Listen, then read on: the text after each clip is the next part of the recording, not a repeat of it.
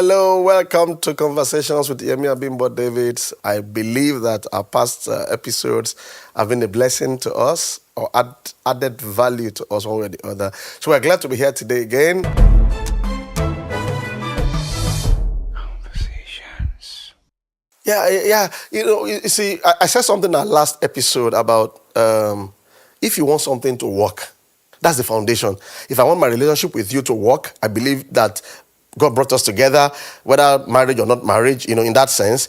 Then when anything happens, I somehow still want to rescue that relationship beyond the issue we are dealing with.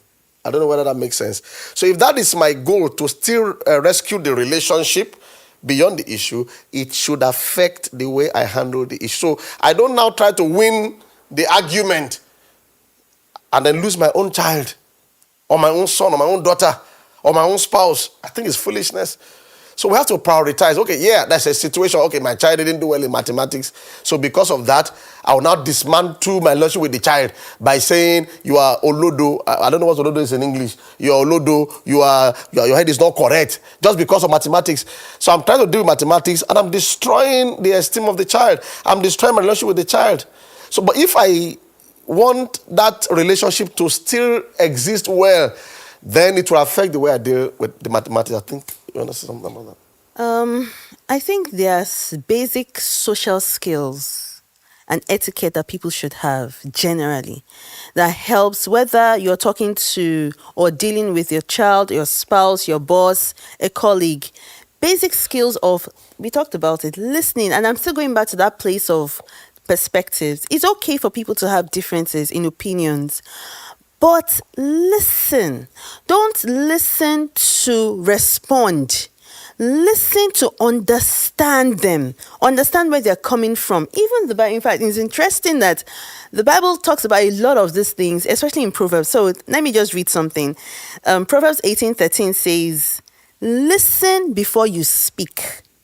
For to speak before you've heard the facts will bring humiliation, because until you get the facts, getting the facts means allowing the person to speak. Know where the person is coming from. Understand why the person is doing what they're doing.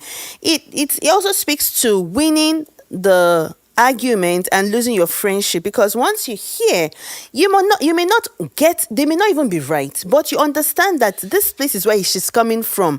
I'm looking at my husband from the side. I see that there's a side cut he has. You may not see it, and I may be saying that he has a side cut. You say it, and you're saying he doesn't, because of where you're seeing from. So it doesn't mean I'm wrong. It doesn't mean you're wrong, but just listen. So I think that art of listening is a basic skill that everybody should have.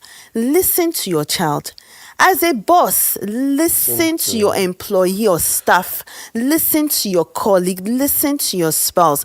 If we all adopt that art of listening, it will reduce a lot of conflict. Yeah. Another thing I would like to say is, a lot of us as Africans, we are not used to counseling, or shall I say professional counseling, because there are certain conflict that people have that require a third party to hear the matter and help with perspectives.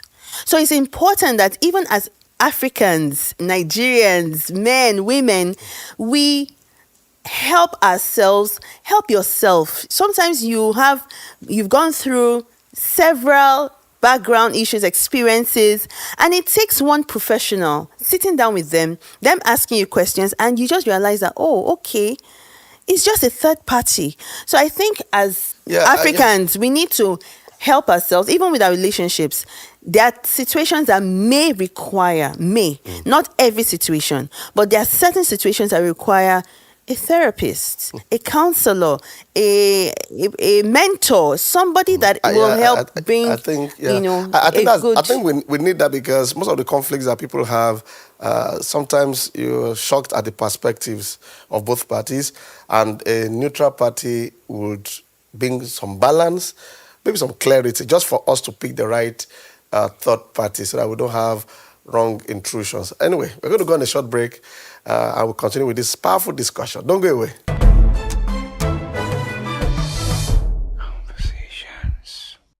Welcome back to Conversation. So, we've been talking about healthy conflict resolution in our relationships and interactions. So, we want to get into practical tips or practical ways to resolve conflicts in a healthy way. Tips.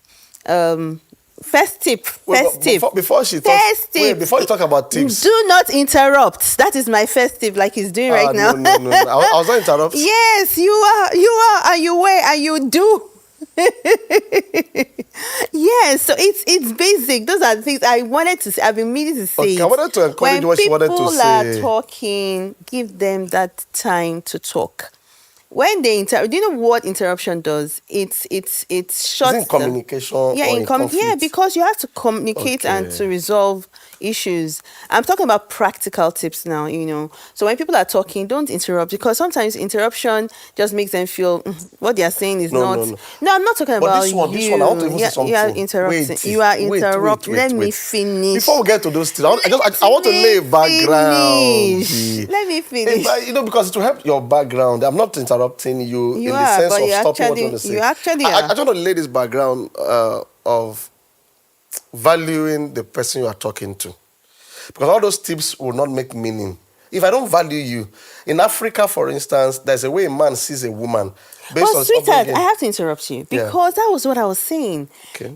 That's why I said let the person finish, so that you understand where I'm coming from. Okay. When you value people, you would give time, let them finish what they're saying. Don't interrupt. They have a valid opinion that they want to get out. Listen, don't interrupt. That is one way to Okay. to Now, I wasn't to even talking value about people. the communication. I'm talking about the relationship generally. Yeah. I hear of people shouting on their wives, or maybe wife shouting on the husband. That's why you talk down on somebody generally in your relationship. It shows how you see the person. Respect for one So another. if that has to be there first. Yeah. And some people don't have it. That's why we are here, just that awareness. That if I use the office as an example, I'm not sure a manager will just begin to shout on the deputy manager if there's an issue. It's very rare. They would, because deputy manager, But a manager at times can shout maybe at the cleaner.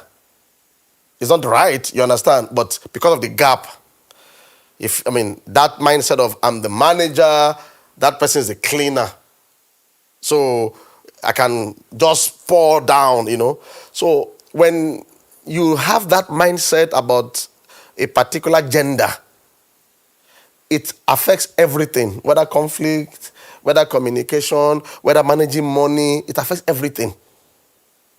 You want the wife to come and beg you and kneel down before you give her money. It's still that mindset. So I just wanted to lay that background before I talk about those tips. That your wife is not like a cleaner.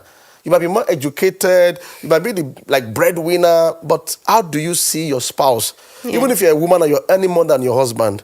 So if that foundation is properly repaired, it will be easier for us to listen.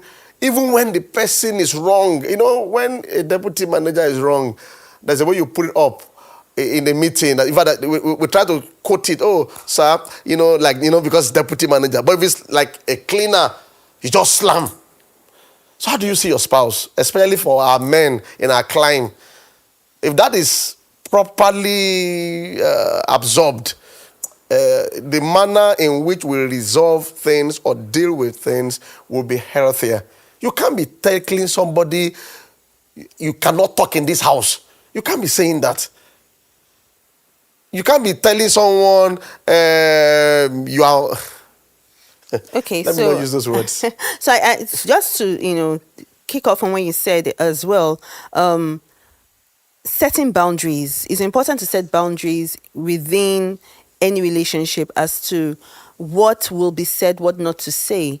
In this home, in this marriage, we would never go this way. We will never talk about this, or we'll never say this to you. I will never use this word. These are the boundaries of relationships. So it's important to set them.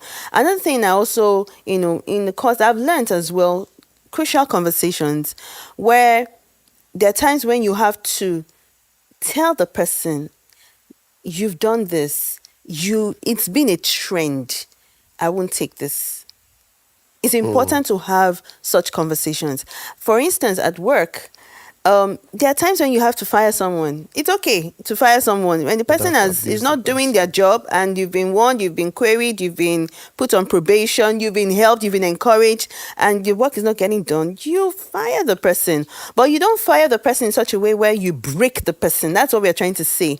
Sometimes you have to have those crucial conversations, crucial action steps, but let the person leave with their esteem still intact. Let the person leave with some encouragement that, okay, I didn't do well here. And understanding what Yeah, happened. because you have gone through the process of trying to help, trying to encourage, trying to correct, but then they still go on, and then you say, you know what, you've brought ourselves into this where you have to be fired at work, where you've had to call a third party, where you have to have interventions being done because somebody is not getting it. It's okay, but you can still. I believe in this saying. I heard it. I think I read it. That people will forget what you say, but they may not forget how you made them feel. It lingers for years. That when I went to had this person, met this person, they were very hard. They corrected me, but they respected me, they valued me. You never forget such people, because there's a feeling that there's something that they exude. They make that respect, that value can never. You may forget the words, but you never forget how people make you feel. Yeah, so I think that's the end of the episode. I didn't want to interrupt, so thank you for everything we've learned today. We'll apply them and put them to practice. Thank you. God bless you. Thanks for joining in. Like, share, watch past episodes, and then let's ensure we add value to each other and be a In our blessing to each relationships, other yeah. in our relationships. God bless you. See you next time.